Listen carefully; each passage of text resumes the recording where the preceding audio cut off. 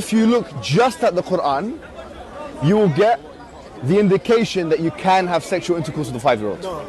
The reason why it's haram to have sexual intercourse with a 5-year-old is not found in the Quran at all. If you just read the Quran, it is halal, it would be halal to have sexual intercourse with a 5-year-old. Chapter 65, verse 4. Allah subhanahu wa ta'ala tells us who you can divorce and who you cannot divorce. And then he says, وَاللَّائِ لَمْ يَحِدْنَ وَاللَّائِ لَمْ يَحِدْنَ, and the ones who had never been pubescent before. And by the way, this is very important, yeah? I want all Muslims to be aware of this. The reason why we don't have sexual intercourse with 5-year-olds and 6-year-olds and 7-year-olds or whatever is not because of puberty.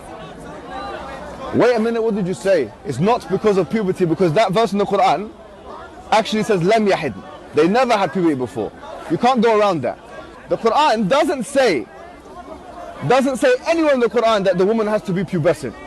I dare you to find one verse in the Quran where it says you're not allowed to marry someone based on harm, or you're not allowed to have sexual intercourse based on harm, or you're not allowed to marry someone based on puberty. Get me one verse in the Quran which says the woman has to be pubescent.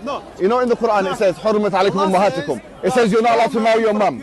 It says you're not allowed to marry your sister or your auntie. Where does it say you're not allowed to marry a prepubescent? I'm looking for one verse that you can say, you pinpoint it and say this is where it says prepubescent marriage or whatever is not allowed.